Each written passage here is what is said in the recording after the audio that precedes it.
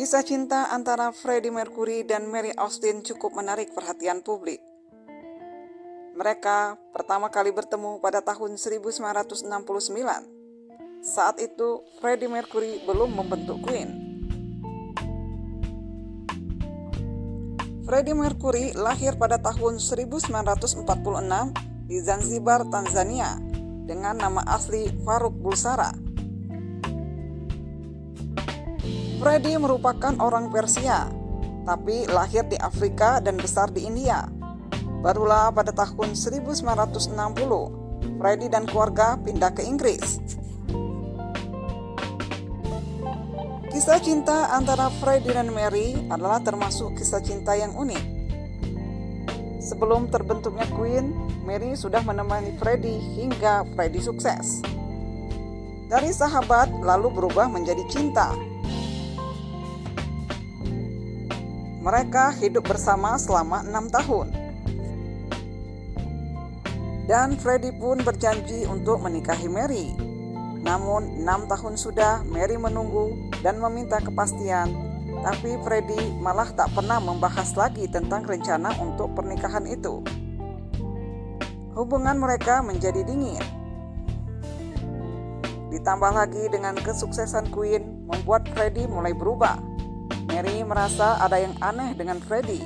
Mereka pun jarang bertemu.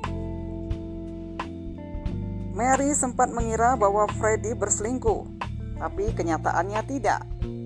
Dan akhirnya Mary pun memberanikan diri bertanya pada Freddie mengenai orientasi seksualnya, dan betapa kagetnya Mary saat Freddie mengaku bahwa dirinya adalah homoseksual. Freddie mengaku kalau dirinya lebih tertarik kepada laki-laki ketimbang perempuan. Sebenarnya Mary sudah lama curiga dengan sifat Freddie yang dingin dan aneh kepadanya. Tapi kejujuran Freddie mengenai orientasi seksnya tidak lantas membuat Mary membenci Freddie. Mary tetap menyayangi Freddie, begitu juga sebaliknya. Freddie tetap mencintai Mary walau di antara mereka tidak ada hubungan romantis lagi. Mereka pun akhirnya sepakat berpisah. Walaupun mereka bukan sepasang kekasih lagi, tapi Freddie masih sayang kepada Mary. Ini terbukti saat Freddie membelikan apartemen untuk Mary berdekatan dengan dirinya. Hal ini sengaja dibeli Freddie agar dia tetap bisa melihat Mary setiap harinya.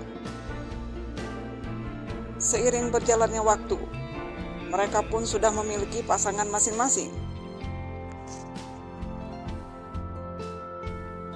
Bahkan Mary sudah punya calon suami dan Freddie mempunyai kekasih prianya.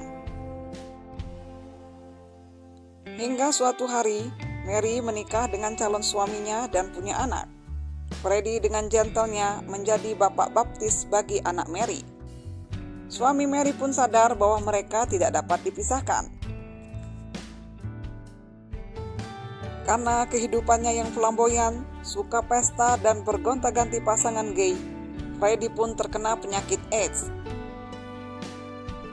Dan Mary lah orang yang pertama kali diberitahu oleh Freddie bahwa dirinya tertular AIDS.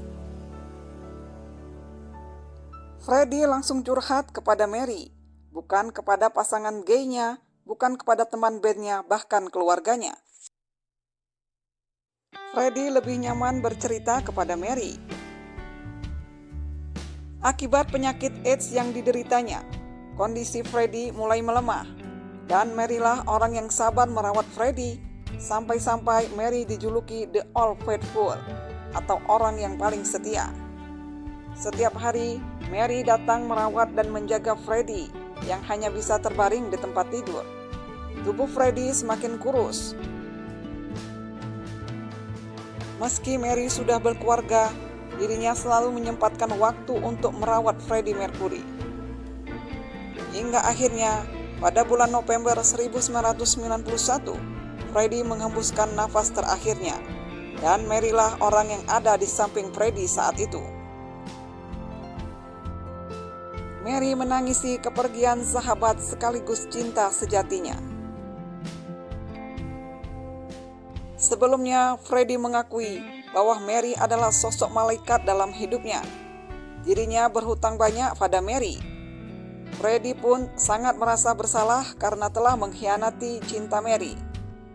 Untuk menebus rasa bersalahnya itu, Freddie pun mewariskan hampir seluruh hartanya kepada Mary, termasuk royalti musiknya.